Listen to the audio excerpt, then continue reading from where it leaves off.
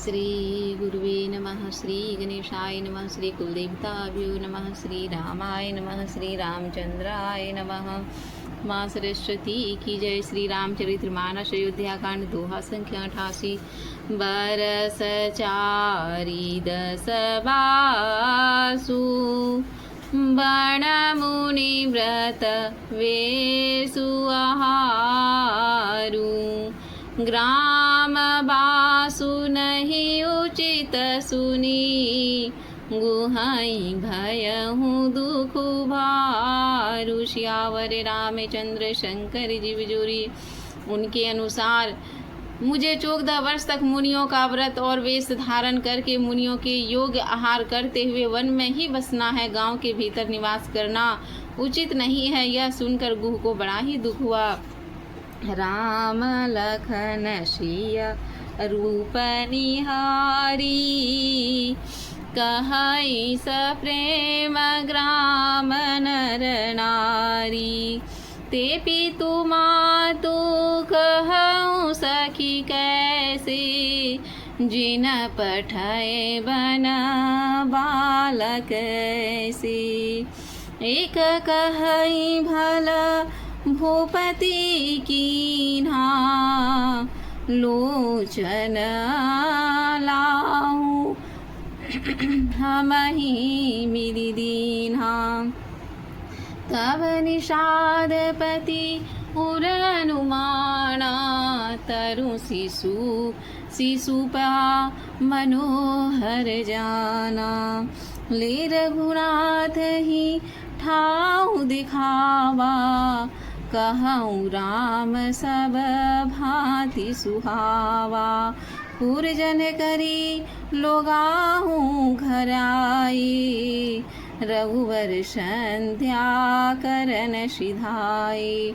गुह सावरी साथरी दशाई कुश किसलमय मृदु सुहाई। सूचि फल मूल मधुर मृदुबानी जानी दोना भरी राखे सिपानी। कहते हैं श्री रामचंद्र जी लक्ष्मण जी और सीता जी के रूप को देखकर गांव के स्त्री पुरुष प्रेम के साथ चर्चा करते हैं। कोई कहती है हे सखी कहो तो वे माता पिता कैसे हैं जिन्होंने ऐसे सुंदर सुकुमार बालकों को वन में भेज दिया।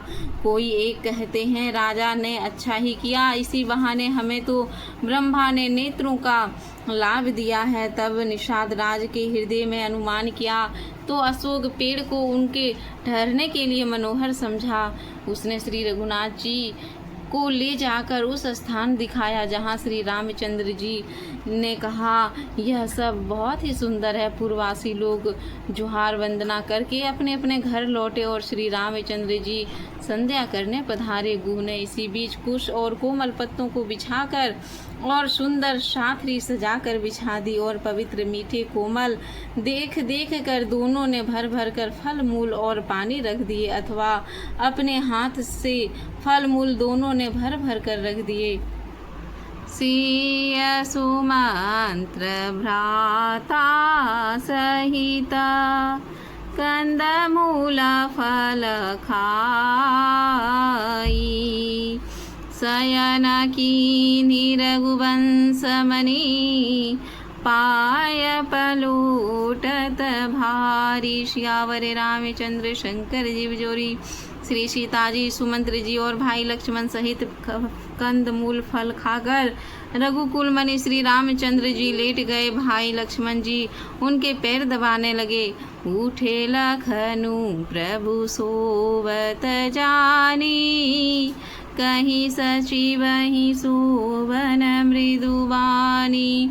कछुक दूरी सजी बान बरासन जागन लगे बैठी विरासन।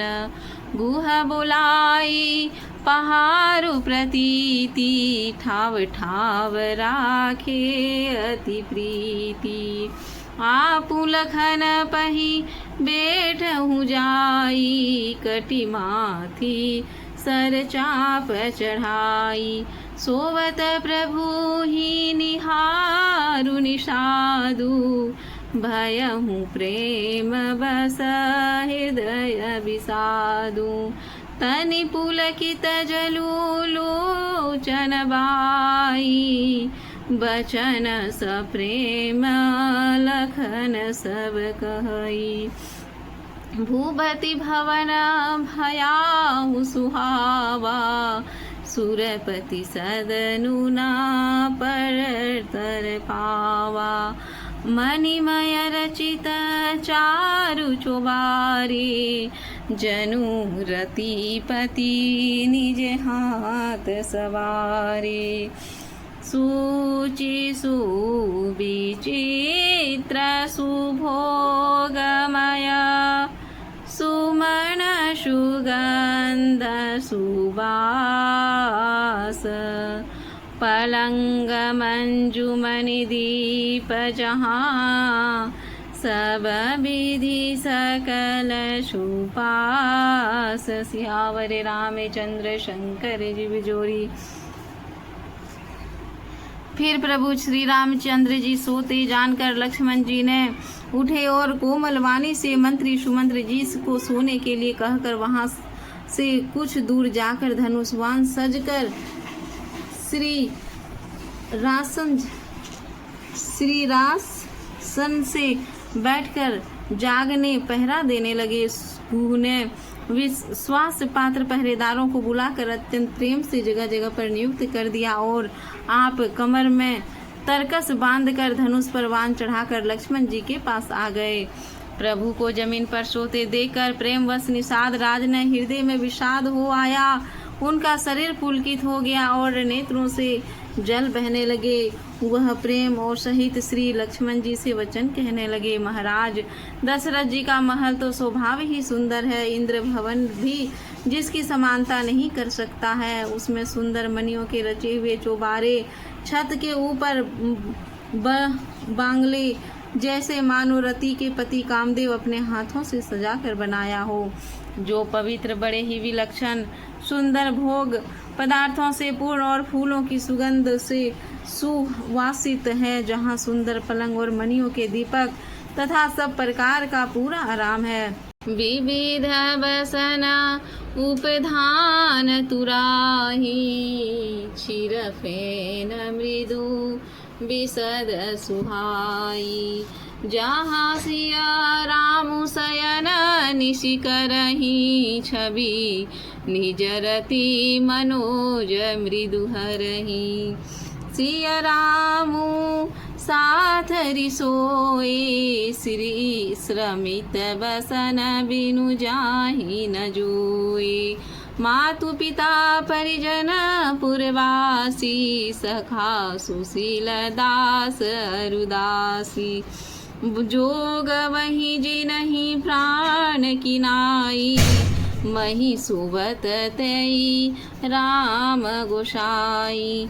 पिता जनक जग विदित प्रभाऊ, ससुर सुरेश सखा रघुराऊ, रामचंद्रुपति सोव देहि सोवत मही विधि बाम न केहि, सिय रघुवीर की कानन जोगू करम प्रधान शत कह लोगू, के कयनंदनी मंदमती कठिन कुटिल पनु कीन्हा, जेहि रघुनंदन जानक ही सुख अवसर दुख दीन।